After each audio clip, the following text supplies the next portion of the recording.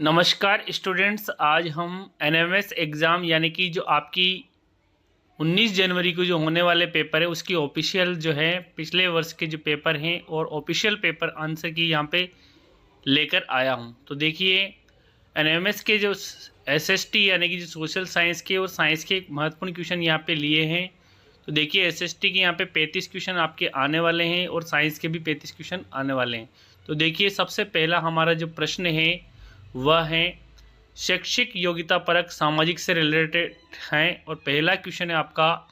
देखिए यहाँ पे हिंदी और इंग्लिश दोनों में दिया गया है। तो सबसे पहला प्रश्न है हमारा, सबसे आखिरी ब्रिटिश वायसराय कौन थे।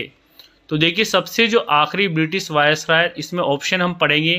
पहला ऑप्शन है वारेन हेस्टिंग्स, दूसरा है लॉर्ड माउंटबेटन, तीसरा है लॉर्ड क्लाइव और चौथा है लॉर्ड डलहौजी। तो स्टूडेंट्स यहाँ पे आपको आंसर देना है।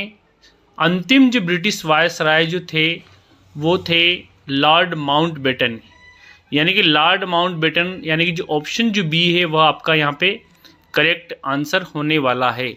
लॉर्ड माउंटबेटन जो है अंतिम ब्रिटिश वायसराय थे, लॉर्ड माउंटबेटन। तो यानी कि आपको जो ऑप्शन जो दो हैं वह करेक्ट करना है। तो यानी कि जो ऑप्शन दो पे टिक लगा दीजिए।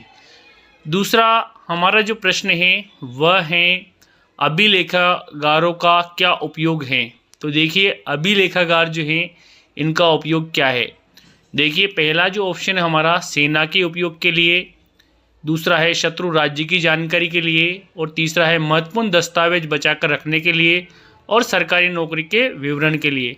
तो साथियों स्टूडेंट्स यहाँ पे जो हमारा अभिलेखागार जो है इनका जो उपयोग है महत्वपूर्ण दस्तावेजों को बचाकर रखने के लिए, यानी कि जो ऑप्शन जो 3 है वह आपका करेक्ट आंसर है। यानी कि जो महत्वपूर्ण जो दस्तावेज उनको बचाने के लिए हम अभिलेखागारों का उपयोग करते हैं। तीसरा प्रश्न है भारतीय इतिहासकारों ने भारतीय इतिहास को किस कालखंड में बांटा है। यानी कि जो हमारा जो इतिहास है वो प्राचीन, मध्यकालीन और आधुनिक, यानी कि उपयुक्त सभी, यानी कि हमारा जो इतिहास है भारतीय इतिहास इसको 3 वर्गों में बांटा है। प्राचीन यानी कि जो सबसे पुराना है और मध्ययुगीन और आधुनिक। तो यानी कि उपयुक्त सभी हमारा करेक्ट आंसर है, यानी कि ऑप्शन 4 आपका करेक्ट आंसर, यानी कि हमारे इतिहास को 3 वर्गों में बांटा है। चौथा प्रश्न है दोस्तों यहाँ पे, सरकारी जो प्राथमिक स्कूलों में दोपहर का जो भोजन है भारत में सर्वप्रथम किस राज्य में प्रारंभ किया गया। यानी कि जो मिड डे मील जो योजना है वो कहाँ से शुरू की गई थी। तो देखिए ऑप्शन है आपके राजस्थान, मध्य प्रदेश, केरल और तमिलनाडु।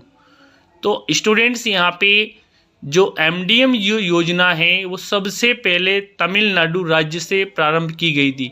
तो तमिलनाडु राज्य जो है आपकी ऑप्शन 4 के अंदर है, यानी कि जो ऑप्शन जो 4 है वो आपका करेक्ट आंसर है। और इस योजना को 1995 में लागू किया था तमिलनाडु स्टेट से। तो ऑप्शन जो 4 है यानी कि तमिलनाडु राज्य से 1995 में जो एमडीएम योजना शुरू की गई थी, प्रारंभ की गई थी। तो यानी कि आपका जो अगला प्रश्न हम चलते हैं, जिस समय स्थायी बंदोबस्त लागू किया उस समय बंगाल के गवर्नर जनरल कौन था। तो देखिए बंगाल के गवर्नर जनरल पूछा गया है जब स्थायी बंदोबस्त प्रणाली लागू की गई थी। तो देखिए ऑप्शन हमारे दिए गए हैं Lord Clive, Lord Dalhousie, Charles Cornwallis और लॉर्ड माउंटबेटन। तो चार्ल्स कॉर्नवालिस के समय स्थायी बंदोबस्त जो प्रणाली है वह लागू की गई थी, यानी कि उस समय वह बंगाल के गवर्नर थे। अगला प्रश्न है स्टूडेंट्स यहाँ पे छठवां प्रश्न है हमारा, वह है लगान की नई व्यवस्था लागू करने वाला थॉमस मुनरो कहाँ के गवर्नर जनरल थे। तो देखिए जो थॉमस मुनरो है ऑप्शन जो दिए गए हैं हमारे बंगाल, दूसरा है बम्बई, तीसरा है मद्रास और चौथा है मध्य प्रांत। यानी कि जो थॉमस मुनरो की हम बात करते हैं तो वो गवर्नर जनरल कहाँ के थे जब लगान की नई व्यवस्था लागू की गई थी, उस समय की बात की गई है। तो देखिए आपको आंसर देना है इसके Lord Canning, Lord Dalhousie, Lord Clive और लॉर्ड मुनरो। तो यानी कि नई जो कर व्यवस्था है, लगान व्यवस्था किसके समय शुरू की गई थी। तो लॉर्ड कैनिंग के समय ये जो नई कर व्यवस्था शुरू की गई थी। नेक्स्ट स्टूडेंट्स दोस्तों, यहाँ हमारा पे अगला प्रश्न है, वीर कुंवर सिंह किस राज्य से संबंधित थे? तो देखिए हमारे ऑप्शन है तमिलनाडु, मध्य प्रदेश, बिहार और राजस्थान। तो वीर कुंवर सिंह जो हैं वो किस राज्य से संबंधित है, जल्दी से आपको आंसर बताना है। तो देखिए ये जो है 19 जनवरी को जो आपका रविवार को जो पेपर होने वाला है राजस्थान के अंदर, वो महत्वपूर्ण है आप सभी के लिए, और इससे जो पूर्व तैयारी के लिए आपको इन क्वेश्चन को देख लेना चाहिए। तो देखिए वीर कुंवर सिंह किस राज्य से संबंधित थे? ऑप्शन है आपके तमिलनाडु राज्य, मध्य प्रदेश राज्य, बिहार राज्य और राजस्थान राज्य। तो स्टूडेंट्स, आपकी तैयारी के लिए आपको इनके आंसर देने हैं। तो आंसर देख दीजिए अपने। बिहार राज्य से वीर कुंवर सिंह थे, यानी कि जो ऑप्शन जो 3 है वो आपका करेक्ट आंसर। अगला है, अंतर सामुदायिक वर्चस्व का अर्थ है। देखिए सामुदायिक मेलजोल से, धर्मनिरपेक्षता से, तानाशाही से, और एक समुदाय का दबदबा दूसरे समुदाय के ऊपर। तो देखिए इसमें जो आंसर आपका बिल्कुल बैठेगा, अंतर समुदाय का मतलब होता है समुदाय जो है, यानी कि जो कोई जाति व्यवस्था से रिलेटेड है, यानी कि कोई विशेष समुदाय जो है उसका दबदबा दूसरे समुदाय के ऊपर रहता है, तो इसको हम कहते हैं अंतर सामुदायिक वर्चस्व, यानी कि ऑप्शन 4 आपका करेक्ट आंसर। लोकसभा का कार्यकाल कितना होता है? तो देखिए जो लोकसभा है उसका कार्यकाल ऑप्शन दिया हुआ है यहाँ पे 2 साल, 3 साल और 5 साल और 6 साल, यानी कि जो लोकसभा जो है उसका कार्यकाल होता है स्टूडेंट्स 5 साल का। कितने साल का? 5 साल का, यानी कि जो लोकसभा का कार्यकाल है 5 ईयर, यानी कि ऑप्शन जो 3 है वह आपका करेक्ट आंसर। 11वां प्रश्न है आप सभी के लिए, जलियांवाला बाग हत्याकांड कब हुआ था? तो जैसा कि आप जानते हैं जलियांवाला बाग जो हत्याकांड है ये अमृतसर के अंदर हुआ था, और इसका जो ऑप्शन जो है बिल्कुल करेक्ट है। 13 अप्रैल 1919 को जलियांवाला बाग हत्याकांड हुआ था। जनरल डायर जो हैं उन्होंने जो भीड़ है उसके ऊपर अंधाधुंध जो गोलियां हैं वो चला दी थी, और इसके लिए हंटर कमीशन बैठा था। तो ऑप्शन जो फर्स्ट है वह आपका करेक्ट आंसर। 13 अप्रैल 1919 को जलियांवाला बाग हत्याकांड हुआ था। नेक्स्ट प्रश्न है, लौह खनिजों में शामिल नहीं है। देखिए कौन शामिल नहीं है? लौह अयस्क ये तो हैं मैग्नीज, क्रोमाइट और सीसा। तो देखिए यहाँ पे लौह अयस्क के अंदर कौन शामिल नहीं है? तो देखिए लौह अयस्क बिल्कुल करेक्ट है, ये शामिल है मैग्नीज, यानी कि सीसा जो है यानी कि जो लेड है वह लौह अयस्क के अंदर नहीं आता है, जबकि क्रोमाइट और मैग्नीज और लौह अयस्क ये इसके अंदर शामिल हैं। तो ऑप्शन जो 4 है वह आपका करेक्ट आंसर। 13वां प्रश्न है दोस्तों, निम्न में से भारत में स्थित परमाणु ऊर्जा केंद्र नहीं है, यानी कि कहाँ परमाणु ऊर्जा केंद्र नहीं है? देखिए तारापुर यहाँ पे भी है, कलपक्कम यहाँ पे भी है, रावतबाटा जो कि राजस्थान के अंदर है यहाँ पे भी है। तो हमारा जो आंसर होगा गोरखपुर। तो देखिए जो गोरखपुर यूपी के अंदर यहाँ पे हमारा जो एटॉमिक जो ऊर्जा केंद्र यानी कि जो सेंटर है वो नहीं है। तो ऑप्शन जो 4 है वह आपका करेक्ट आंसर होगा इस प्रश्न का, यानी कि गोरखपुर में परमाणु ऊर्जा केंद्र स्थित नहीं है, जबकि तारापुर महाराष्ट्र के अंदर भी हैं, कलपक्कम जो है यहाँ पे भी है, रावतभाटा में भी परमाणु ऊर्जा केंद्र है। तो गोरखपुर पे टिक लगा दीजिए, ऑप्शन 4 आपका बिल्कुल करेक्ट आंसर है। गोरखपुर में अंदर कोई भी परमाणु ऊर्जा संयंत्र नहीं है, ऊर्जा केंद्र नहीं है। 14वां प्रश्न ये रहा, कौन सा देश कॉफ़ी का अग्रणी उत्पादक है? तो देखिए ऑप्शन जो फर्स्ट है ब्राज़ील, दक्षिण अफ्रीका, अमेरिका और भारत।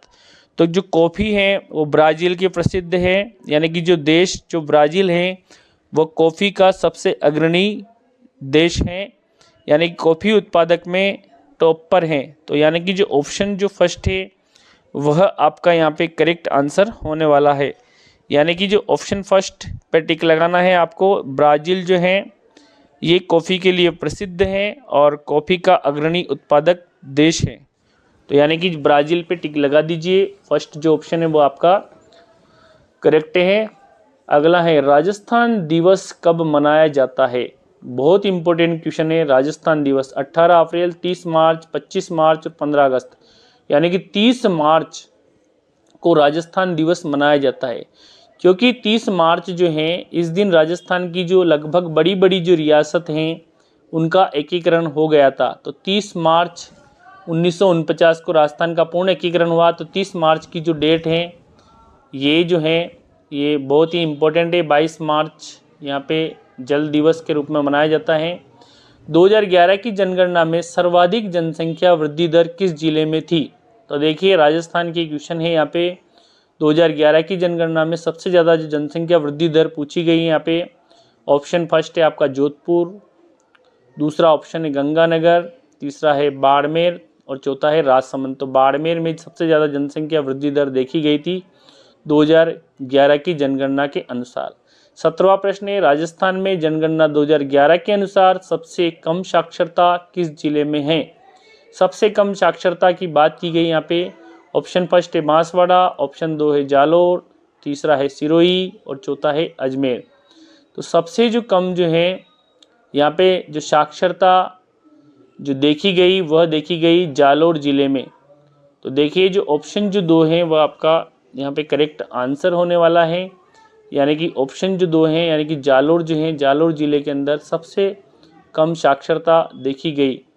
तो जो ऑप्शन 2 है इस पर आपको टिक लगाना है, यानी कि जो आपका जो है जालोर जो जिला है यहाँ पे साक्षरता दर सबसे कम देखी गई, यानी कि जो एजुकेशन का जो लेवल है यहाँ पे सबसे कम देखा गया। तो ऑप्शन 2 आपका करेक्ट आंसर। अगला है 18वां प्रश्न ये रहा, गांव के समूह को क्या कहते हैं? देखिए गांव का जो समूह है उसे क्या कहते हैं? नाडू और कस्बा और जिला। तो देखिए ऑप्शन 4 जिला गांव के समूह को नहीं कहते हैं, कस्बा भी नहीं कहते हैं, और यहाँ जो ऑप्शन फर्स्ट यानी नाडू कहते हैं गांवों के समूह को। ऑप्शन फर्स्ट आपका करेक्ट आंसर है इस प्रश्न का, नाडू यानी कि गांवों का समूह। 19वां प्रश्न, चौहान वंश का राज्य फैला हुआ था। देखिए चौहान वंश का जो राज्य कहाँ तक फैला हुआ था? आगरा कन्नौज, दूसरा है बुंदेलखंड, तीसरा है दिल्ली अजमेर और चौथा है बंगाल। तो देखिए चौहान वंश जो है इनका संबंध दिल्ली और अजमेर तक फैला हुआ था। पृथ्वीराज चौहान आप जानते ही हैं दिल्ली और अजमेर दोनों से संबंधित थे। प्रधानमंत्री स्वतंत्रता दिवस पर किस स्थान से देश को संबोधित करते हैं? बहुत इंपॉर्टेंट क्वेश्चन है। लाल किले से, राष्ट्रपति भवन से, संसद से और प्रधानमंत्री आवास से। तो देखिए प्रधानमंत्री जो है स्वतंत्रता दिवस पर लाल किले की प्राचीर से यानी कि लाल किले से संबोधित करते हैं देश को, देश के नागरिकों को। तो यानी कि जो ऑप्शन फर्स्ट है वह करेक्ट आंसर। नेक्स्ट क्वेश्चन है, किस समुदाय के करवा को टाडा कहा जाता है? तो देखिए टाडा की बात की गई यहाँ पे, भील, गोंड, बंजारा और संथाल। यानी कि टाडा जो है किस समुदाय के जो करवा हैं उनको टाडा कहते हैं। भील, गोंड, बंजारा और संथाल। तो यानी कि बंजारा समुदाय जो है इनके करवा को टाडा कहा जाता है। बहुत ही इंपॉर्टेंट क्वेश्चन 22वां प्रश्न है, सीता माता वन्य जीव अभ्यारण्य कहाँ स्थित है? प्रतापगढ़, बांसवाड़ा, डूंगरपुर, भीलवाड़ा। तो यहाँ पे हमारा करेक्ट आंसर होगा सीता माता वन्य जीव अभ्यारण्य प्रतापगढ़ जिले में स्थित है। और यह जो अभ्यारण्य है उड़न गिलहरी के लिए प्रसिद्ध है। ओके, यहाँ पे याद रखना है, उड़न गिलहरी के लिए प्रसिद्ध है। सीता माता अभ्यारण्य प्रतापगढ़ जिले में है। 23वां प्रश्न, राजस्थान में कौन सी किस्म का कोयला निकलता है? बहुत ही इंपॉर्टेंट क्वेश्चन है। बिटुमिन, यहाँ पे बिटुमनी है तो बिटुमिन, दूसरा है लिग्नाइट, तीसरा है एंथ्रासाइट और उपरोक्त सभी। तो देखिए जो राजस्थान के अंदर लिग्नाइट जो है इस प्रकार का कोयला निकलता है। सबसे बेस्ट जो कोयला है वो एंथ्रासाइट होता है। नेक्स्ट जो है 24वां प्रश्न, राजस्थान में सिंचाई के किस साधन से अधिक सिंचाई होती है? वेरी इंपॉर्टेंट क्वेश्चन है। नलकूप से यानी कि ट्यूबवेल से, नहरों से, तालाब से और कुएं से। तो राजस्थान के अंदर आपने देखा होगा जो है सिंचाई के जो स्रोत है वो है नलकूप, क्योंकि नहरें जो है वो पश्चिम राजस्थान में तो नलकूप द्वारा होता है। अगला क्वेश्चन है हमारा, राणा सांगा का वास्तविक नाम क्या था? भोज सिंह, कुंभा, संग्राम सिंह और राज सिंह। तो देखिए जो संग्राम सिंह नाम था राणा सांगा का। राणा सांगा के बारे में आप सब परिचित हैं। राणा सांगा जो है ये भगना सैनिक भग्नावशेष भी कहते हैं इनको, संग्राम सिंह इनका वास्तविक नाम था। नेक्स्ट है, कौन सी गैस के कारण ग्लोबल वार्मिंग होती है, यानी कि विश्व का जो तापमान बढ़ रहा है। तो देखिए वैश्विक तापमान जो वृद्धि है उसके लिए महत्वपूर्ण जो गैस वो जिम्मेदार हैं वो है कार्बन डाइऑक्साइड, यानी कि जो CO2 गैस है इसके कारण ग्लोबल वार्मिंग हो रही है, कार्बन डाइऑक्साइड यानी कि CO2 गैस। तो ऑप्शन जो 2 है वो आपका करेक्ट आंसर है इस प्रश्न का, यानी कि 26वां क्वेश्चन कार्बन डाइऑक्साइड। बहुत ही इंपॉर्टेंट क्वेश्चन है अगला, विश्व जल दिवस कब मनाया जाता है। देखिए ऑप्शन फर्स्ट है 5 जून, 5 जून को विश्व पर्यावरण दिवस मनाते हैं, 22 अप्रैल पृथ्वी दिवस मनाते हैं, 22 मार्च। तो जो ऑप्शन जो 3 है 22 मार्च करेक्ट आंसर, यानी कि 22 मार्च विश्व जल दिवस मनाया जाता है और 30 मार्च को राजस्थान दिवस मनाया जाता है। नेक्स्ट क्वेश्चन है, संविधान सभा की आखिरी बैठक कब हुई थी। 24 नवंबर 1949 को, 26 नवंबर 1949 को, 26 जनवरी 1950 को और 24 जनवरी 1950 को। देखिए हमारे संविधान सभा की जो पहली बैठक हुई थी 9 दिसंबर 1946 को और 24 जनवरी 1950 को हमारी संविधान सभा की आखिरी बैठक हुई थी, यानी कि 26 जनवरी को हमारा जो संविधान लागू हुआ था उसके बाद जो है यहाँ पे आखिरी बैठक हुई थी। भारतीय संविधान के अनुसार सरकार के अंग हैं। देखिए सरकार के 3 अंग होते हैं, विधायिका यानी कि संसद भवन जो कि कानून बनाती है, कार्यपालिका इन्हीं में से कैबिनेट के जो मंत्री होते हैं और राष्ट्रपति कार्यपालिका का प्रमुख होता है, और न्यायपालिका यानी कि जो हमारे जो जज हैं या हमारा जो सुप्रीम कोर्ट है और हाई कोर्ट है इसे न्यायपालिका कहते हैं। तो यानी कि जो सरकार है उसके प्रमुख अंग जो हैं उपरोक्त सभी आएगा यहाँ पे, यानी कि विधायिका जो हमारे जो सांसद होते हैं वो विधायिका हैं।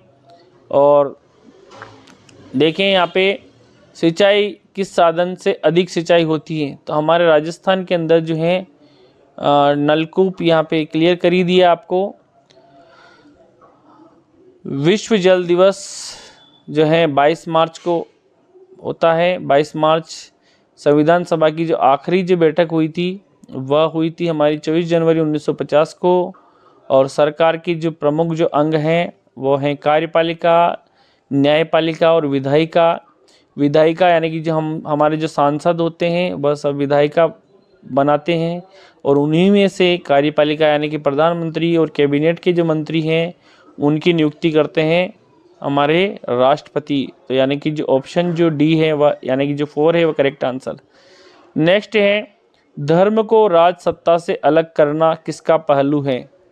तो देखिए धर्म को राज सत्ता से अलग करना ये है धर्म सापेक्षता होना, धर्म निरपेक्षता, धार्मिक होना, उपरोक्त सभी। तो यानी कि धर्म निरपेक्षता, यानी कि जो राज सत्ता है उसको जो है धर्म को राज सत्ता से अलग करने के लिए इसका पहलू है धर्म निरपेक्षता, यानी कि राष्ट्र का कोई भी धर्म नहीं है। नेक्स्ट जो है हमारा पगड़ी पहनना है सिख धर्म के लिए है। ईवीएम में ई किस शब्द का संक्षिप्त रूप है, इलेक्ट्रॉनिक वोटिंग मशीन। तो देखिए यहाँ पे ई का मतलब होता है इलेक्ट्रॉनिक। तो यानी कि देखिए आप ऑप्शन जो है चारों में से इलेक्ट्रॉनिक कहाँ है आप टिक लगा सकते हैं, यानी कि जो ऑप्शन जो 3 है यह आपका करेक्ट आंसर है। इलेक्ट्रॉनिक वोटिंग मशीन में ई से मतलब है इलेक्ट्रॉनिक, यानी कि जो ऑप्शन 3 है वह आपका करेक्ट आंसर है। इलेक्ट्रॉनिक वोटिंग मशीन में ई का मतलब है इलेक्ट्रॉनिक। भारतीय संसद में लोकसभा में बहुमत के लिए आवश्यक न्यूनतम सदस्य संख्या कितनी है। तो देखिए हमारे जो लोकसभा में जो अधिकतम जो सीटें हैं वो है 552, और उसमें जो चुनाव होते हैं वो होते 543 सीटों पर हुए हैं। तो उसके जो आधे से अधिक जो सीटें हैं वह जो है बहुमत के लिए आवश्यक है। तो देखिए 272, 273, 274 और 275। तो जो हमारा जो करेक्ट आंसर है 272 जो सीटें हैं वह बहुमत के लिए 543 में से 272 यानी कि 50% से अधिक। भारत में मिड डे मील की व्यवस्था किसके फलस्वरूप हुई थी। देखिए व्यक्तिगत याचिका, जनहित याचिका, गैर सरकारी संगठन और उपरोक्त सभी। यानी कि जो एमडीएम की जो व्यवस्था है वो किसके फलस्वरूप हुई। देखिए बहुत ही महत्वपूर्ण क्वेश्चन है ये मिड डे मील से रिलेटेड, जैसा कि पहले भी क्वेश्चन आ चुका है। तमिलनाडु राज्य से 1995 में पहली बार मिड डे मील की जो योजना है ये तमिलनाडु राज्य ने लागू की थी। और इस जो योजना है, इस व्यवस्था को किसके फलस्वरूप लागू किया था, यानी कि जो मिड डे मील योजना है वह किसके फलस्वरूप जो है शुरू हुई थी, यानी कि MDM जो योजना है, व्यक्तिगत याचिका, जनहित याचिका और गैर सरकारी संगठन और उपरोक्त सभी। जैसा कि आप जानते हैं 6 से 14 वर्ष तक के जो बच्चे, 1 से 8 तक के जो बच्चे हैं, यानी कि जनहित याचिका यहाँ पे आपका करेक्ट आंसर है, यानी कि सभी का हित। जीवन का अधिकार किस आर्टिकल से रिलेटेड है, तो बहुत ही इंपॉर्टेंट क्वेश्चन है। जैसा कि आपको पता है इस आर्टिकल जो 17 है इसमें अस्पृश्यता का अंत है। आर्टिकल जो 32 है इसके अंदर संवैधानिक उपचारों का अधिकार है और 21 के अंदर जीवन की स्वतंत्रता है। और 16 के अंदर आर्टिकल 16 के अंदर है लोक नियोजन में समान अवसर, यानी कि 21 के अंदर है जीवन की स्वतंत्रता और 21A के अंदर है शिक्षा का अधिकार, RTE। नेक्स्ट 36वां प्रश्न, मुख्य रूप से एक ही समुदाय वाली बस्ती में रहने की प्रक्रिया क्या कहलाती है? देखिए, आइसोलेशन, हशियाकरण, विस्थापन और गेटोआइजेशन।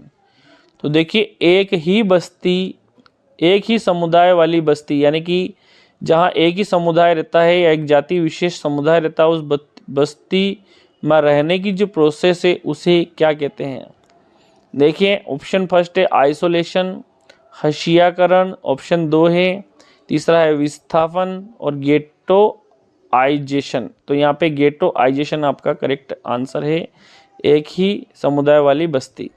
आदिवासी शब्द का मतलब है मूल निवासी, जंगल के निवासी और शहर के निवासी और ग्रामीण निवासी। तो आदिवासी जो हैं उनका जो महत्वपूर्ण जो है शब्द, देखिए शहर के निवासी बिल्कुल नहीं आएगा, यानी कि आदिवासी जो हैं वो जंगलों में रहते हैं।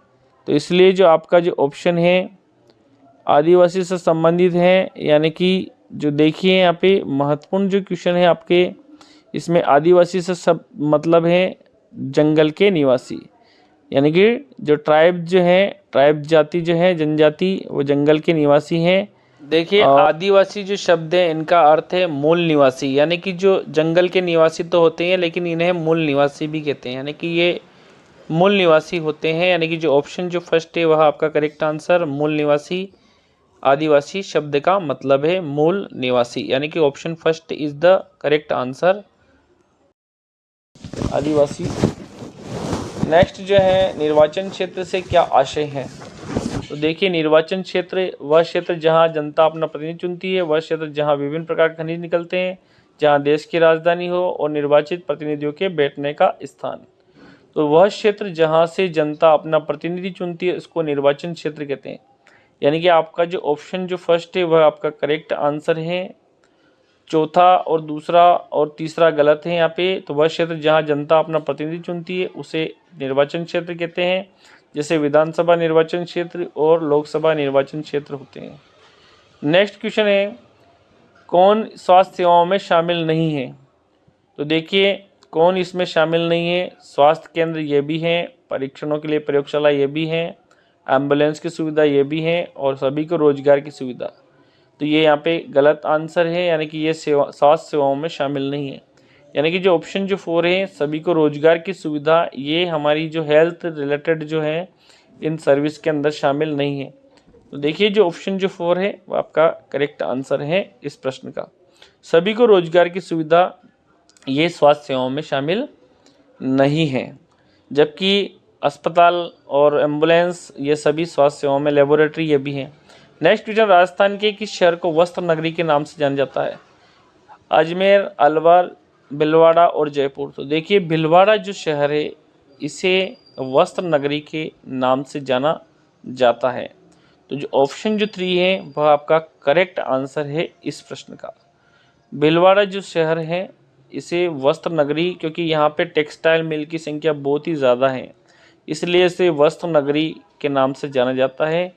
यहाँ पे टेक्सटाइल यानी कि जो मिल हैं उनकी संख्या बहुत ही ज़्यादा होने के कारण भीलवाड़ा शहर को वस्त्र नगरी के नाम से जानते हैं। यानी कि जो ऑप्शन जो 3 है वो आपका करेक्ट आंसर है इस प्रश्न का, ऑप्शन 3 भीलवाड़ा वस्त्र नगरी। नेक्स्ट क्वेश्चन है, भारतीय शासन व्यवस्था में शासन के कितने स्तर होते हैं?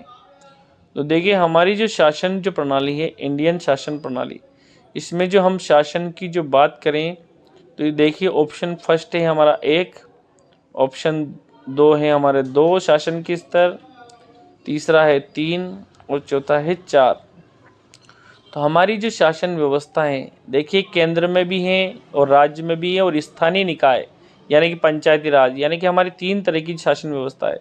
केंद्रीय शासन व्यवस्था जो संसद भवन है, संसद, और राज्य के अंदर विधायिका यानी कि विधानसभा, और लोकल जो है हमारी पंचायती राज। लिंग भेद का अर्थ है, बहुत इंपॉर्टेंट क्वेश्चन है लिंग भेद। देखिए पुरुषों में भेद नहीं, महिलाओं और पुरुषों में भेद, तो यानी कि बिल्कुल यहाँ पे दूसरा ऑप्शन है महिला और पुरुष में भेद, इसी को लिंग भेद कहते हैं, यानी कि महिला और पुरुष जो हैं उनमें अंतर करना ही लिंग भेद है। रणकपुर के जैन मंदिर कौन से जिले में स्थित है? बहुत ही महत्वपूर्ण क्वेश्चन है। पाली, जैसलमेर, भरतपुर और उदयपुर। तो रणकपुर के जो जैन मंदिर है ये पाली जिले में है, यानी कि जो ऑप्शन जो फर्स्ट है वही आपका करेक्ट आंसर है।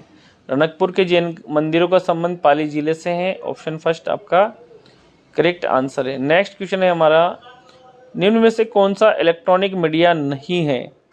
रेडियो बिल्कुल है, टेलीविज़न ये भी है, इंटरनेट ये भी है, और अखबार।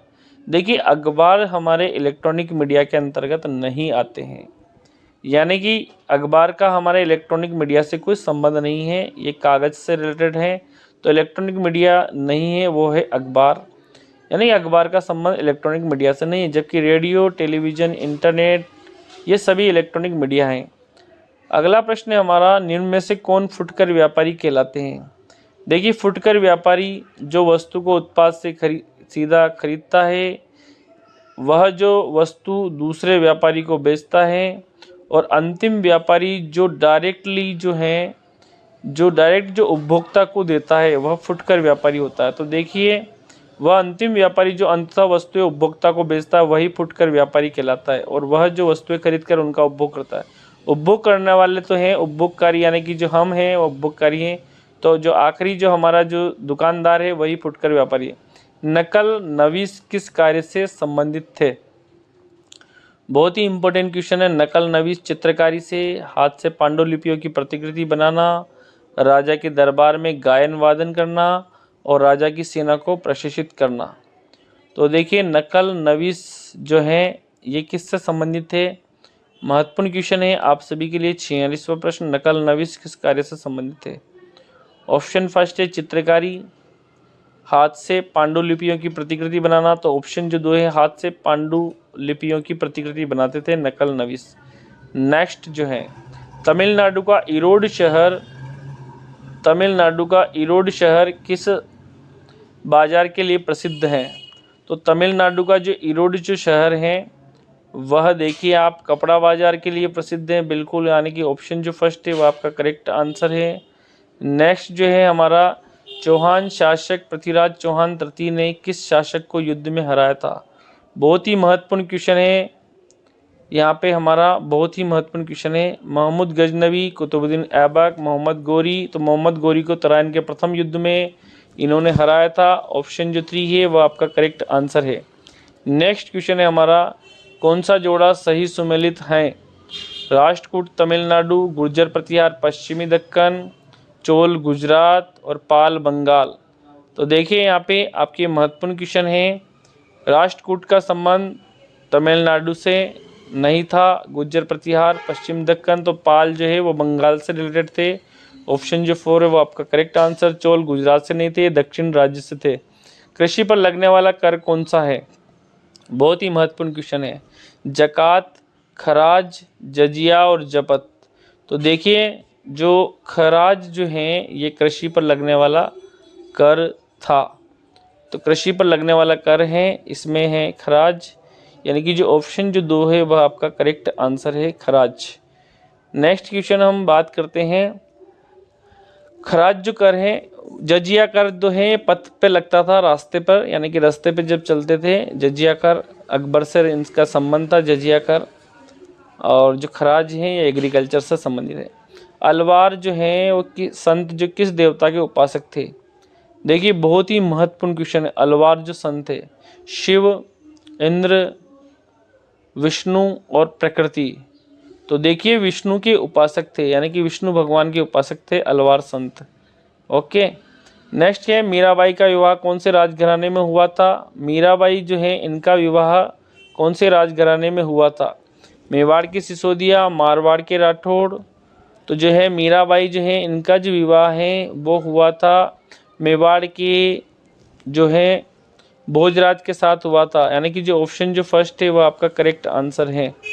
यानी कि मीराबाई का जो विवाह है वो मेवाड़ राजघराने में हुआ था। तो फर्स्ट ऑप्शन आपका करेक्ट आंसर है, मेवाड़ के सिसोदिया राजघराने में इनका मीराबाई का विवाह हुआ था, भोजराज के साथ इनका विवाह हुआ था, यानी कि जो ऑप्शन फर्स्ट है वह करेक्ट आंसर है।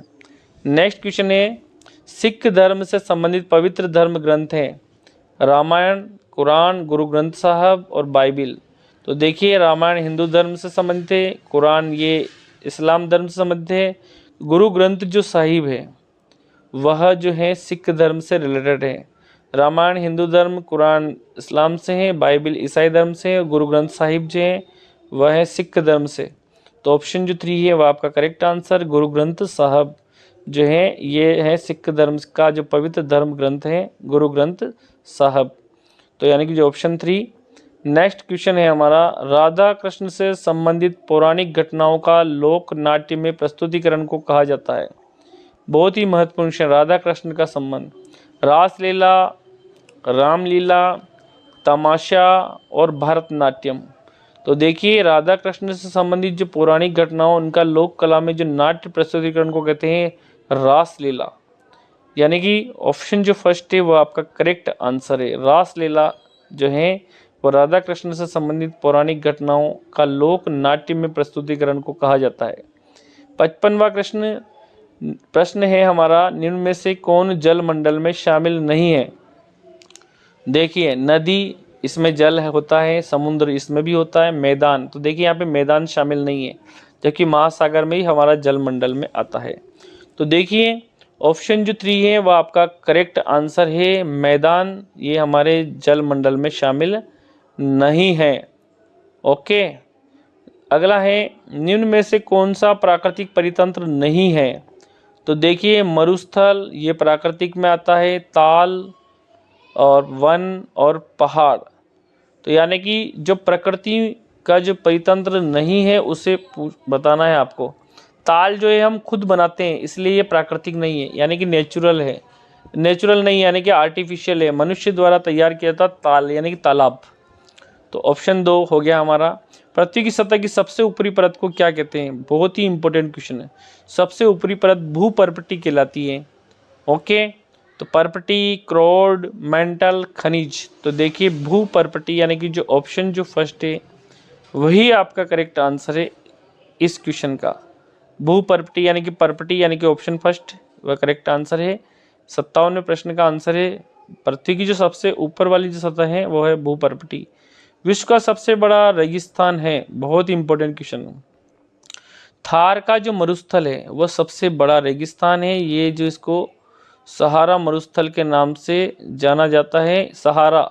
तो देखिए सहारा जो मरुस्थल ये अफ्रीका का है और जो थार जो है वो राजस्थान का है। तो यानी कि जो सहारा मरुस्थल अफ्रीका का सबसे बड़ा मरुस्थल है।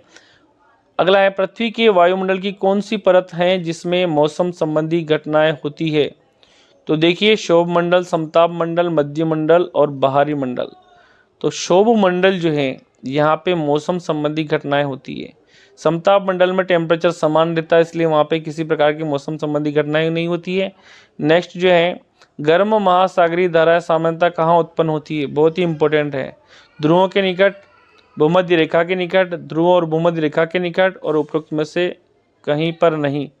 तो यानी कि जो भूमध्य रेखा की जो निकट है यहाँ जो टेम्परेचर है यहाँ ज़्यादा रहता है, यानी कि जो भूमध्य जो रेखा है यहाँ पे टेम्परेचर जो सीधी किरणें पड़ती है सूर्य की तो यहीं पे टेम्परेचर ज़्यादा रहता है। तो गर्म जो महासागरीय जो धारा है वो भूमध्य रेखा के निकट जो है यहीं से उत्पन्न होती है। नेक्स्ट है भूमध्य रेखीय प्रदेश स्थित है, बहुत ही महत्वपूर्ण क्वेश्चन है। 10 डिग्री उत्तरी अक्षांश से 10 डिग्री दक्षिणी अक्षांश, ऑप्शन फर्स्ट है हमारा। दूसरा है 23 डिग्री उत्तरी अक्षांश से 23 डिग्री दक्षिणी अक्षांश, और 66 डिग्री उत्तरी अक्षांश से 66 डिग्री दक्षिणी अक्षांश, और 90 डिग्री उत्तरी अक्षांश से 90। तो 10 डिग्री ऊपर और 10 डिग्री नीचे, जो हमारा जो भूमध्य उससे 10 डिग्री ऊपर और 10 डिग्री नीचे हमारा करेक्ट आंसर है। टुकन पक्षी कहाँ पाया जाता है? बहुत ही महत्वपूर्ण क्वेश्चन है। अफ्रीका के जंगलों में, सहारा रेगिस्तान में, अमेजन के जंगलों में और मंगोलिया के रेगिस्तान में। तो जो टुकन जो पक्षी है जिसकी चोंच बड़ी होती है, यह जो पाया जाता है, यह पाया जाता है अमेजन यानी कि जो अमेरिका के उनके जंगलों में पाया जाता है, यानी कि जो ऑप्शन जो 3 है वो आपका यहाँ पे करेक्ट आंसर है। अमेजन के जंगलों में टुकन पक्षी पाया जाता है। ऑप्शन 3 बिल्कुल आपका करेक्ट आंसर। जनसंख्या घनत्व से आशय है, विशेष क्षेत्र की जनसंख्या, विशेष समुदाय की जनसंख्या, 1 वर्ग किलोमीटर क्षेत्र में रहने वाले लोगों की संख्या और स्थान विशेष का क्षेत्रफल। तो हमारा जो जनघनत्व जो है 1 वर्ग किलोमीटर जो क्षेत्र में जो जितने लोग होते हैं उनकी संख्या को जनघनत्व कहते हैं, यानी कि जो ऑप्शन 3 है वही आपका करेक्ट आंसर है इस प्रश्न का। यानी कि 1 किलोमीटर जो वर्ग किलोमीटर क्षेत्र के अंदर कितने पब्लिक रहती है वही जनघनत्व है, पब्लिक डेंसिटी कहते हैं इसको। एक सिंह का गैंडा किस क्षेत्र में पाया जाता है? बहुत ही महत्वपूर्ण क्वेश्चन है। ब्रह्मपुत्र के मैदान में, डेल्टा क्षेत्र में, बंगाल की खाड़ी में, उत्तरी पूर्वी पठारी क्षेत्र में। तो हमारा जो करेक्ट आंसर है डेल्टा क्षेत्र में। तो डेल्टा देखिए, एक सिंह का जो गैंडा है ये पाया जाता है असम के अंदर। काजीरंगा असम जो है वह एक सिंह के गैंडे के लिए, तो ब्रह्मपुत्र की जो मैदान है यहाँ पे जो है एक सिंह के गैंडे पाए जाते हैं। बंगाल टाइगर बहुत ही महत्वपूर्ण है। बंगाल टाइगर जो है ये डेल्टा क्षेत्र में पाए जाते हैं, बहुत ही महत्वपूर्ण। यानी कि डेल्टा जो है वो होता है पश्चिम बंगाल जो है, बंगाल की खाड़ी में वहाँ सबसे बड़ा डेल्टा है। सुंदरवन पश्चिम बंगाल, यहाँ सबसे बड़ा डेल्टा है। डेल्टा क्षेत्र में बंगाल टाइगर पाए जाते हैं, पर्वतीय क्षेत्रों में नहीं है ना। तो बंगाल टाइगर डेल्टा क्षेत्र में। गंगा नदी के संरक्षण के लिए कौन सा कार्यक्रम चालू किया गया था? नमामि गंगे, हरित गंगे, स्वच्छ गंगे, सदा नीरा जलधारा योजना। तो नमामि गंगे जो प्रोग्राम है ये गंगा नदी के संरक्षण के लिए शुरू हुआ था। तो जो ऑप्शन जो फर्स्ट है वही आपका करेक्ट आंसर है। नमामि गंगे जो है प्रोग्राम गंगा नदी की सफाई के लिए है, गंगा नदी को पुनर्जीवित करने के लिए है, गंगा नदी को स्वच्छ करने के लिए है। सहारा रेगिस्तान किस महाद्वीप में? देखिए क्वेश्चन मैंने पहले ही आपको बता दिया था। सहारा जो है वो है अफ्रीका के अंदर। ये जो है विश्व का सबसे बड़ा रेगिस्तान है। जो थार का जो मरुस्थल है वो राजस्थान का है, ये भी याद रखना आपको। तो यानी कि सहारा जो मरुस्थल है या रेगिस्तान जो है ये पाया जाता है अफ्रीका महाद्वीप। ओके, ऑप्शन 2 अफ्रीका महाद्वीप हमारा करेक्ट आंसर। पृथ्वी के सबसे ठंडे स्थानों में से एक द्रास स्थित है। लद्दाख, हिमाचल, जम्मू कश्मीर और शिमला। इसका आपका करेक्ट आंसर आ जाएगा लद्दाख। तो देखिए लद्दाख के अंदर है द्रास नामक जो सबसे ठंडा स्थान है। तो ऑप्शन जो फर्स्ट है वही आपका करेक्ट आंसर है। ऑप्शन फर्स्ट, लद्दाख के अंदर द्रास जो है वो सबसे ठंडा स्थान है। ऑप्शन फर्स्ट पे टिक कर लीजिए। कौन सा शहर गंगा नदी के तट पर स्थित नहीं है? देखिए प्रयागराज, अभी कुंभ का मेला चल रहा है, ये गंगा, यमुना और सरस्वती के तट पर है। वाराणसी ये भी है, लखनऊ ये भी है, और जयपुर। देखिए जयपुर हमारा करेक्ट आंसर है। जयपुर शहर गंगा नदी के तट पर स्थित नहीं है। तो option 4 is the correct answer of this question, यानी कि जयपुर हमारा करेक्ट आंसर। नेक्स्ट क्वेश्चन है, देखिए आपका 70वां प्रश्न तक हम आ चुके हैं। केवलादेव अभ्यारण्य कौन से जिले में स्थित है? सवाई माधोपुर में, भरतपुर में, बूंदी में और झालावाड़ में। तो जो हमारा जो केवलादेव जो अभ्यारण्य जो है वो है भरतपुर के अंदर स्थित है। केवलादेव भरतपुर, सरिस्का अलवर में है। फुलवाड़ी की नाल वन्यजीव अभ्यारण्य कौन से जिले में है? बहुत ही महत्वपूर्ण है ये क्वेश्चन। प्रतापगढ़ जिले, सवाई माधोपुर जिले में, चित्तौड़गढ़ में और उदयपुर में। ये एक फुलवाड़ी की जो नाल ही है वन्यजीव अभ्यारण्य है राजस्थान का, ये उदयपुर जिले में है। Option 4 correct answer. राजस्थान का राज्य पशु पालतू पशु की श्रेणी में से किसे घोषित किया गया है? हमारा जो है चिंकारा जो है राजस्थान का राज्य पशु है। ऊंट जो है, ऊंट भी हमारा जो पालतू पशु है ये। तो देखिए ऑप्शन 2 हमारा करेक्ट आंसर आएगा यहाँ पे। गाय, नीलगाय ये नहीं है। तो देखिए राजस्थान का राज्य पशु चिंकारा है, ये भी याद रखना आपको। लेकिन पालतू पशु की बात करें तो ऊंट भी राजस्थान का राज्य पशु है। तो पालतू पशु की बात करें तो ऊंट, जबकि चिंकारा जो है ये पालतू में नहीं है, राज्य पशु जरूर है। भारत का अधिकांश सीसा जस्ता उत्पादक राज्य कौन सा है? यानी कि जो लेड जो है और जिंक जो है वो सबसे ज़्यादा जो उत्पादन उसका किस राज्य में होता है? देखिए ऑप्शन दिए गए हैं आपके, राजस्थान, उत्तर प्रदेश, गुजरात और मध्य प्रदेश। तो राजस्थान हमारा करेक्ट। राजस्थान को खनिजों का अजायब घर इसीलिए कहते हैं। रावत भाटा परमाणु ऊर्जा संयंत्र किस जिले में है? तो देखिए रावत भाटा जो परमाणु ऊर्जा संयंत्र उदयपुर, बाड़मेर, चित्तौड़गढ़ और जोधपुर। तो चित्तौड़गढ़ में रावत भाटा परमाणु ऊर्जा संयंत्र स्थित है। तो देखिए जो ऑप्शन जो 3 है वह आपका करेक्ट आंसर, चित्तौड़गढ़ में परमाणु ऊर्जा संयंत्र है। निम्न में से रावत भाटा जो है वो चित्तौड़ में आता है। रबी की फसल कौन सी है? तो देखिए जो अभी जो शीत ऋतु की जो फसलें हैं वो रबी की हैं। बाजरा, मूंगफली, मक्का, गेहूं। तो गेहूं आएगा यहाँ पे। गेहूं जो है वो रबी की फसल है, जबकि बाजरा, मूंगफली और मक्का ये आपके खरीफ की फसल है, यानी कि ये बारिश के दिनों में उगाई जाती है। और जो गेहूं है वो अभी सर्दी के समय उगाए जाते हैं, यानी कि अक्टूबर नवंबर में जो बोई जाने वाली फसल है वो रबी की फसल है। तो गेहूं है, सरसों है, चना है, ये सब क्या है? रबी की फसल है। जबकि मक्का, सोयाबीन, मूंगफली, बाजरा ये सब आते हैं रबी की फसल में। सरकार द्वारा, नेक्स्ट क्वेश्चन है हमारा 76वां प्रश्न। सरकार द्वारा किसानों की उपज को सीधे ही पर किसानों से खरीद लिया जाता है। तो देखिए बहुत ही महत्वपूर्ण क्वेश्चन है। अधिकतम समर्थन मूल्य, न्यूनतम समर्थन मूल्य और बाजार मूल्य पर उपरोक्त में से कोई नहीं। तो यहाँ पे जो हमारा करेक्ट आंसर है, यानी कि जो सरकार जो आजकल डायरेक्ट किसानों से ले रही है तो वो न्यूनतम समर्थन मूल्य यानी मिनिमम जो प्राइस है वो है MSP, जिसको हम कहते हैं मिनिमम सपोर्टेज प्राइस पर गवर्नमेंट डायरेक्ट किसानों से लेती है और उनके खाते में पैसे डाल देती है। 77वां प्रश्न है, राजस्थान की पहली सूती वस्त्र मिल द कृष्णा मिल्स लिमिटेड कहाँ स्थित है? बहुत ही महत्वपूर्ण क्वेश्चन है। किशनगढ़, हनुमानगढ़, भीलवाड़ा, ब्यावर।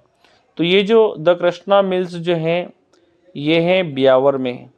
तो जो ऑप्शन जो 4 है वह आपका करेक्ट आंसर है, Beawar. Option 4 is the correct answer. The Krishna mills limited, Beawar में। महाराणा प्रताप का राज्याभिषेक कब हुआ था? बहुत ही महत्वपूर्ण क्वेश्चन है इनका। गोगुंदा में हुआ था, 1972 में। 9 मई 1540 इनका जन्म हुआ था। 18 जून 1576 ये भी गलत है। तो 28 फरवरी 1572 को इनका राज्याभिषेक हुआ और 9 मई 1597 को इनकी मृत्यु हुई थी। तो 1572 is the correct answer. Sump सभा गोविंद गुरु का संबंध है। संप सभा बांसवाड़ा से इनका संबंध है।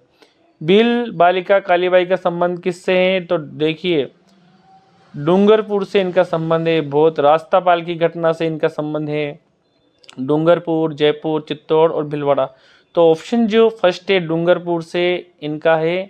नानाबाई सेंगाबाई की जान बचाई थी इनके जो गुरु थे, डूंगरपुर से इनका संबंध है। कालीबाई जो भील बालिका थी। तरुण राजस्थान अखबार के संपादक थे बलवंत सिंह मेहता, माणिकलाल वर्मा, हीरालाल शास्त्री, जय नारायण व्यास। जो तरुण राजस्थान है वो जय नारायण व्यास जी ने स्टार्ट किया था, ये संपादक थे।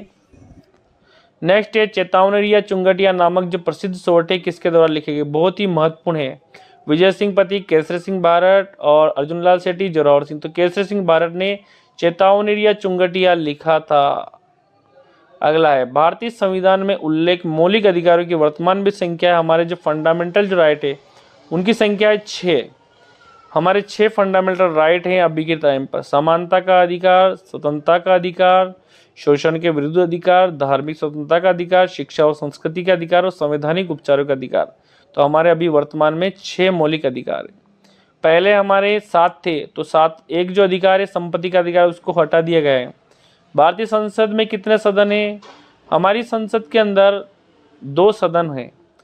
उच्च सदन है राज्यसभा और निम्न सदन है लोकसभा। तो 2 सदन है हमारे, एक तो है राज्यसभा और एक है लोकसभा।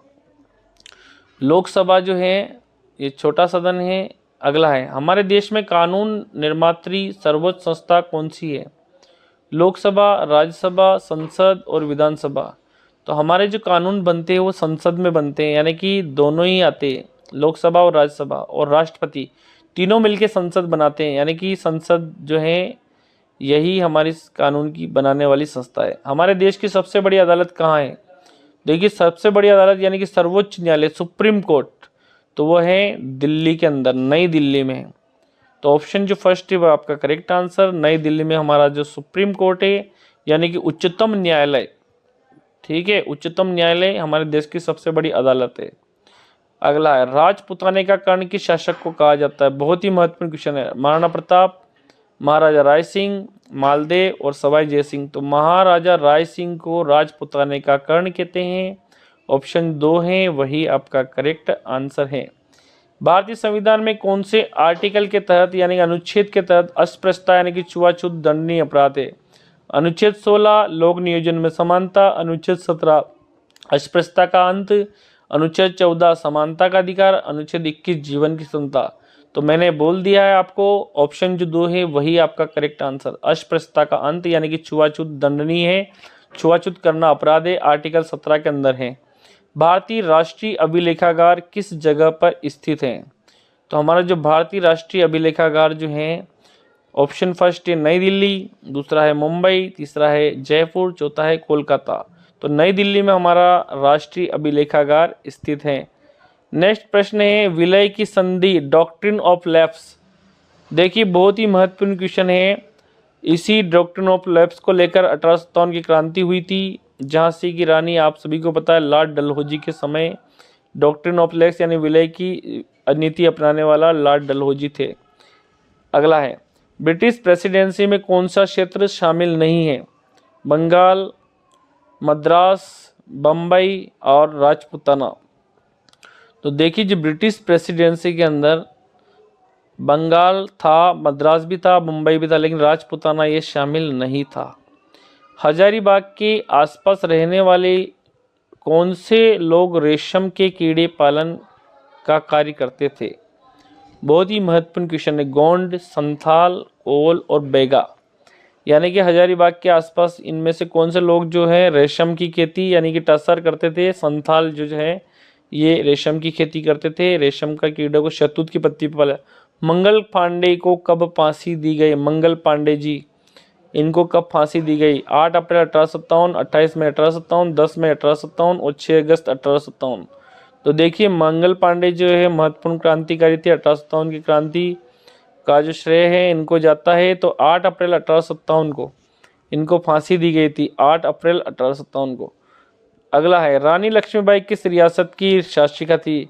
देखिए, खूब लड़ी मर्दानी, वो तो झांसी वाली रानी थी। लक्ष्मीबाई जो है ये झांसी की रानी थी, यानी कि अवध, इंदौर, झांसी और कोल्हापुर। तो Jhansi is the correct answer.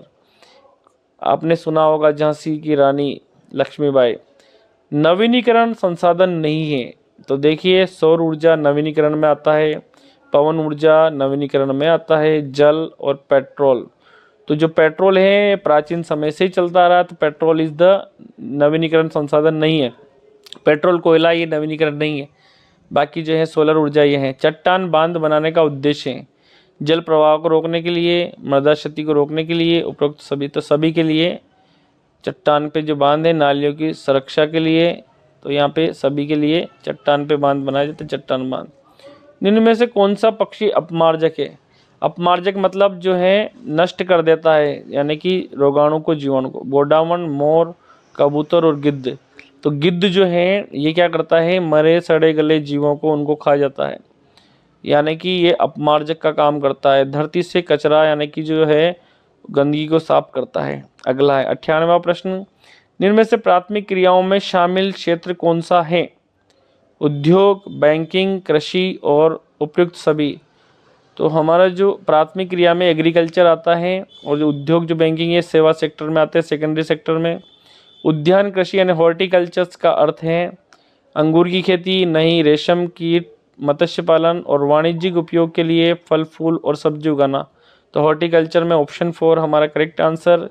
वाणिज्यिक उपयोग यानी कॉमर्शियल दृष्टि से जो है फल फूल वगैरह हैं इनको उगाना।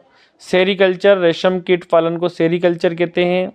अंगूर की खेती को विटीकल्चर कहते हैं और मत्स्य पालन को बोलते हैं पीसीकल्चर। यहाँ पे हॉर्टिकल्चर, तो फल फूल उगाना हॉर्टिकल्चर है, ये याद रखना है आपको। ओके, हॉर्टिकल्चर फल फूल और सब्जी उगाना वाणिज्यिक व्यापार के लिए। विश्व की प्रमुख खाद्य फसल है चावल, गेहूं, बाजरा और मक्का। तो सबसे ज़्यादा जो खाया जाने वाला है वह है वर्ल्ड की अगर हम बात करें तो यहाँ देखिए चावल जो है विश्व की प्रमुख खाद्य फसल के अंदर आता है। निम्न में से रोपण कृषि में शामिल नहीं है। रोपण यानी कि जिसको रोपते हैं, चाय, कहवा, केला और गेहूं। महत्वपूर्ण क्वेश्चन है यहाँ पे, रोपण कृषि के अंदर कौन सा इंक्लूड नहीं है। देखिए गेहूं जो है इसको रोपण के अंदर नहीं शामिल किया गया है। चाय, कौवा यानी कि कौवा को भी किया गया है, केला को भी किया गया है, चाय को भी किया गया इसमें शामिल। 102वां प्रश्न, राजस्थान में मराठों की बढ़ती शक्ति को रोकने के लिए सम्मेलन कब बुलाया गया? 6 मई 1857, 17 जुलाई 1734। हुरडा सम्मेलन बहुत ही महत्वपूर्ण है, 29 सितंबर 1803, 28 मई 1857। तो 17 जुलाई 1734 को हुरडा सम्मेलन हुआ था। नेक्स्ट है, आवा में क्रांति का नेतृत्व किसके द्वारा किया गया? ठाकुर कुशाल सिंह के द्वारा किया गया था, यानी कि ऑप्शन 2 ही आपका करेक्ट आंसर है। ऑप्शन पढ़ लेते हैं हम, ईश्वर सिंह, ठाकुर कुशाल सिंह चंपावत, केसरी सिंह बारड, महाराणा जगत सिंह। तो ऑप्शन 2 ठाकुर कुशाल सिंह को आवा की क्रांति का नेतृत्व इन्होंने संभाला था। तो ऑप्शन जो 2 है ठाकुर कुशाल सिंह, इनका संबंध है आवा की क्रांति से, यानी कि जो ऑप्शन जो 2 है वह आपका करेक्ट आंसर। ऑप्शन 2 पे टिक लगा दीजिए, ठाकुर कुशाल सिंह चंपावत का संबंध आवा क्रांति। राजस्थान में 1857 की क्रांति की शुरुआत कहाँ से हुई थी? नसीराबाद, नीमच, एरनपुर और आवा। तो देखिए जो नसीराबाद जो है सैनिक छावनी, यहाँ से 1857 की क्रांति की शुरुआत हुई थी राजस्थान के अंदर, नसीराबाद। ओके, अगला, राजस्थान के एकीकरण में प्रथम चरण में गठित इकाई है राजस्थान संघ, मत्स्य संघ, संयुक्त राजस्थान और बृहद राजस्थान। तो मत्स्य संघ जो है ये जो है 4 रियासतें अलवर, भरतपुर, धौलपुर, करौली, ये चारों रियासतें यहाँ पे शामिल होकर मत्स्य संघ का निर्माण करती है 18 मार्च 1948 को। नेक्स्ट क्वेश्चन है, आधुनिक जो है राजस्थान किस दिनांक को अस्तित्व में आया? तो जो मॉडर्न राजस्थान जो है, आज का जो राजस्थान है वो 1 नवंबर 1956 को आज जो है वो अस्तित्व में आया, 1 नवंबर 1956। वर्तमान राजस्थान जो है 1 नवंबर 1956 को अस्तित्व में आया। नेक्स्ट क्वेश्चन है, 2011 की जनगणना के अनुसार सबसे कम जनघनत्व किस जिले का है? 2011 की जनगणना के अनुसार सबसे कम जनघनत्व यानी कि क्षेत्रफल जिसका ज़्यादा होगा तो जनघनत्व कम होगा। जैसलमेर, बाड़मेर, जोधपुर, बीकानेर। तो इसका आंसर है जैसलमेर में सबसे कम जनघनत्व है, और सबसे ज़्यादा जनघनत्व की बात करें तो वह है जयपुर में। तो ऑप्शन जो फर्स्ट है वही आपका करेक्ट आंसर है, जैसलमेर में सबसे। एकलिंग जी का प्रसिद्ध मंदिर राजस्थान में कहाँ है? नाथद्वारा, उदयपुर, बांसवाड़ा, पुष्कर। तो देखिए एकलिंग जी जो है मेवाड़ में प्रसिद्ध है, और आप खुद मेवाड़ नाम लेते हैं, आप समझ गए होंगे कि एकलिंग जी का मंदिर, प्रसिद्ध मंदिर राजस्थान में कहाँ है। एकलिंग जी का जो प्रसिद्ध मंदिर है मेवाड़ से इनका संबंध है, यानी कि उदयपुर से है। हमारा 109वां प्रश्न है, चौहान शासक पृथ्वीराज तृतीय के पिता का क्या नाम था? तो देखिए सोमेश्वर, अजयपाल, मालदेव और उदय सिंह। तो देखिए मालदेव जोधपुर के शासक थे, उदय सिंह मेवाड़ यानी कि उदयपुर के थे, और सोमेश्वर और अजयपाल। तो यानी कि जो ऑप्शन जो फर्स्ट है यानी कि जो सोमेश्वर जो थे वो चौहान शासक पृथ्वीराज तृतीय के पिता थे, यानी कि जो ऑप्शन जो फर्स्ट है वही आप देखिए पृथ्वीराज जो तृतीय है इनके पिता का नाम था सोमेश्वर। आंसर। देश का सबसे बड़ा सोलर पार्क कहाँ स्थित है? तो सबसे बड़ा जो सोलर पार्क है बड़ला जोधपुर में स्थित है। तो बड़ला जोधपुर हमारा करेक्ट आंसर, यानी कि बड़ला जोधपुर में सबसे बड़ा सोलर पार्क है। ओके, तो यहाँ पे हमारे जो आंसर थे हमने सभी आंसर किए। सबसे बड़ा सोलर पार्क जोधपुर में है। तो हमने काफ़ी सारे क्वेश्चन आज के इस वीडियो में कर लिए हैं, और आई होप ये जो हैं आपके आने वाली एग्ज़ाम्स में काम में आएंगे प्रश्न। देखिए मिलते हैं अगली क्लास में, तब तक के लिए बाय। और ये जो है रिवीजन कर ले आप इन क्वेश्चंस का, क्योंकि ये एग्ज़ाम की दृष्टि से बहुत ही कारगर होंगे, बहुत ही ज़्यादा महत्वपूर्ण होंगे। और अपनी तैयारी के लिए बेस्ट ऑफ लक। और कल जो है 19 जनवरी के पेपर में आपको अपनी जो है रणनीति के साथ पेपर देना है और ज़्यादा से ज़्यादा नंबर गेन करने हैं, ताकि आप जो है एनएमएस एग्ज़ाम्स के अंदर मेरिट में आ सको। हमारी तरफ से आप सभी को बहुत बहुत